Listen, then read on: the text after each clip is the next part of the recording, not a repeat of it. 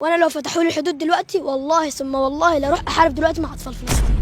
حبيبي استنى، عامل ايه؟ الحمد لله. ازيك؟ اسمك ايه؟ يوسف. عندك كام سنة يوسف؟ 13. احنا بنعمل مسابقة هنا في الشارع، بنسأل الشباب الحلوة كده اللي زيك كام سؤال، واللي بيجاوب الإجابة الصح بنديله هدية.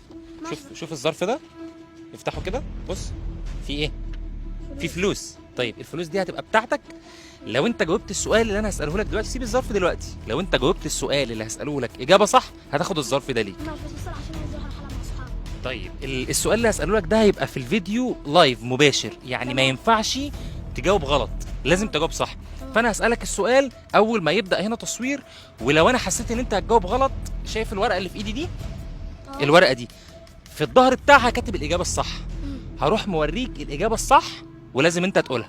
ماشي. اتفقنا؟ اتفقنا. جاهز؟ جاهز. اول ما يبدأ السؤال بتاعه دلوقتي، اول ما هبدأ اسألك لازم انت تقول اقرأ الكلمة في مرة واحدة، ما تفكرش، ماشي؟ انت تعرف القدس؟ طبعا يعني. حلو. القدس عاصمة بلد، البلد دي اسمها ايه؟ فلسطين. لا ثانية ركز عشان خاطر احنا مش هينفع نعيد السؤال. القدس عاصمة، بص الإجابة اهي. فلسطين. ايه ده اللي في ايدك يا عم؟ لا. ركز، لازم الإجابة تبقى صح عشان تاخد الجايزة. فلسطين.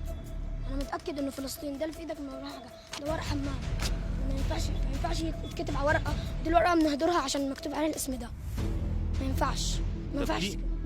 طب دي المفروض ان هي يعني البلد اللي عاصمتها القدس. لا، احنا من اول ما اتولدنا دلوقتي احنا نعرف ان عاصمه القدس فلسطين، وانا لو فتحوا لي الحدود دلوقتي والله ثم والله لا اروح احارب دلوقتي مع اطفال فلسطين. انت عندك كام سنة؟ 13.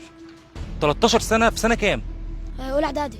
ازاي في اولى اعدادي وعرفت الحاجات اللي في ناس كتير قوي ما تعرفش المعلومات دي؟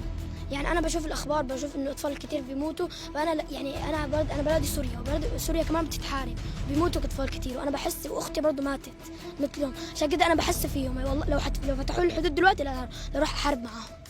يعني انت لو كنت جاوبت الاجابه اللي انا عايزها، الورقه اللي قطعتها دي، كنت هتاخد الفلوس دي ليك عشان نصور الفيديو. الفلوس ما تعملش حاجه، اما انه اروح احارب لوطن زي بلدي اهم حاجه، ما بتهمنيش الفلوس. بيعلموك كده في المدرسه؟ يعني انت عارف في المدرسه ان القدس عاصمه فلسطين؟ طبعا.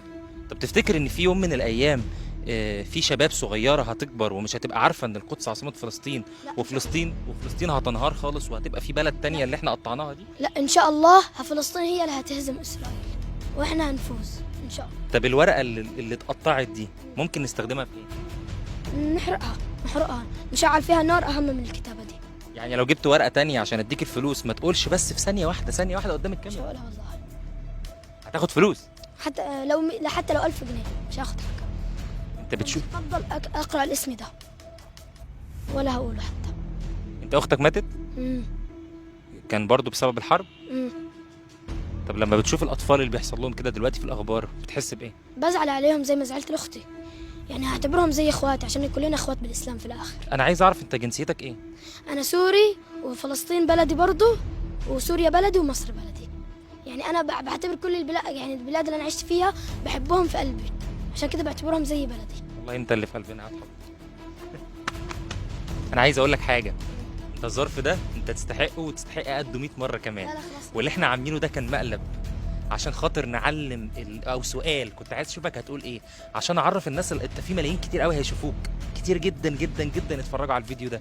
فانا عايز اعرفهم ان في رجاله صغيرين عارفين فعلا القضيه ومهتمين بيها، وهيعلموا اخواتهم. كل اللي من سنك لازم يعرفوا ان القدس عاصمه فلسطين، وان هي بلد عربيه، وان هي حره، وفي يوم من الايام ان شاء الله هنروحها هي وسوريا، ويبقى كل البلاد العربيه منتصره ان شاء الله. انا فخور بيك جدا يوسف. انت رايح فين دلوقتي؟ انا رايح العب كوره مع اصحابي، بس الكوره وقعت. الكوره اللي وقعت؟ يعني الكوره راحت مش هتديها. شكلك بتعرف تلعب كوره؟ طبعا. هجيب لك انا كوره النهارده. شكرا يا باشا. امسك الجايزه دي ونعمل لهم باي باي كده ونروح نجيب كوره مع بعض. ماشي. سلام يا يوسف. شايفين الرجاله؟